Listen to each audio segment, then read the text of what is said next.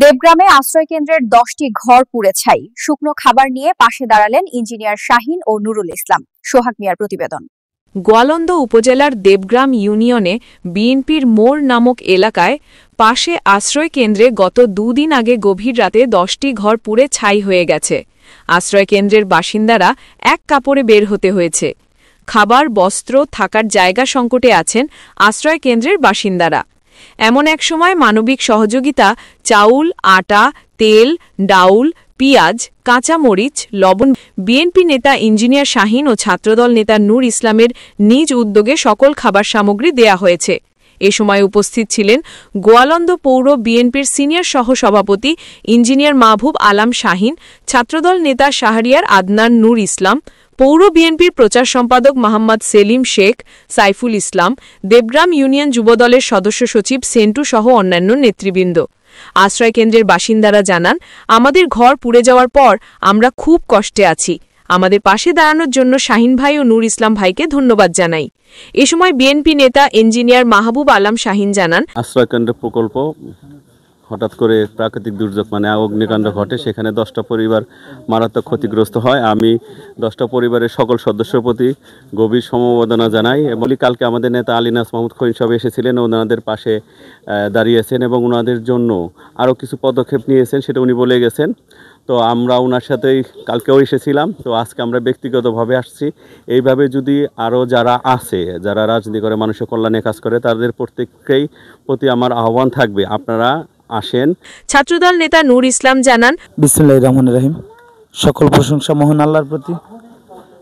আল্লাহ তাআলা আপনার যে পরিস্থিতি দিক না কেন, তারপরেও আপনার প্রতি শুকরিয়া আদায় করতে আলহামদুলিল্লাহ। আজ একটা বেদনাদায়ক ব্যাপার, দেবগ্রাম ওয়ার্ডের দেবগ্রাম ইউনিয়নের আপনার কাটাখালী আশ্রয়ন প্রকল্পে 10টি ঘর পুড়ে ছাই হয়ে গেছে। যারা নিঃস্ব হয়ে গেছে তাদের প্রতি দোয়া রাখি, আল্লাহ তাআলা যেন এদের আবার মাথা গোঁজা ঠাঁই করে দেন, এরা যেন পূর্বের ন্যায় সুস্থ সুন্দর জীবনে ফিরে আসতে পারে, আবার উঠে দাঁড়াইতে পারে, সেজন্য দোয়া করি। আপনারা সবাই আমাদের জন্য দোয়া করবেন, আমরা যেন মানুষের খেদমতে এভাবে তাদের পাশে থেকে সহযোগিতা করতে পারি। পৌর বিএনপি নেতা সেলিম শেখ জানান, বিসমিল্লাহির রহমানির রহিম।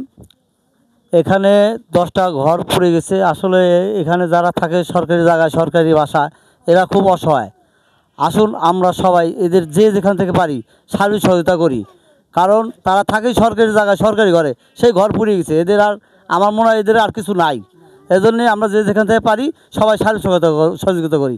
সবাইকে ধন্যবাদ। যুবদল নেতা সেন্টু জানান, এই ক্ষতিগ্রস্ত 10টি পরিবারের কে আমরা প্রাথমিক অবস্থায় দেবগ্রাম ইউনিয়ন যুবদল আমরা তাৎক্ষণিক কিছু সহযোগিতা করেছি।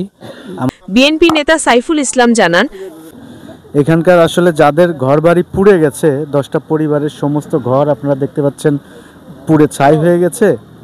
এরা মূলত হচ্ছে নদী ভাঙন কবলিত এলাকার লোক। একটা পর্যায়ে নদী ভাঙার পরে সরকার থেকে তাদেরকে এই বাসস্থানের ব্যবস্থা করে দেওয়া হয়েছিল। দুর্ভাগ্যজনকভাবে ভাগ্য নিয়তি তাদের যে সরকারি ঘরে বসবাস করার অবস্থায় গভীর রাত্রে তাদের এখানে আগুন ধরে 10টা ঘর সহ তাদের প্রয়োজনীয় আসবাবপত্র, ছাগল, গরু, অন্যান্য কাপড় চোপড়, প্রয়োজনীয় সকল জিনিসই পুড়ে গেছে।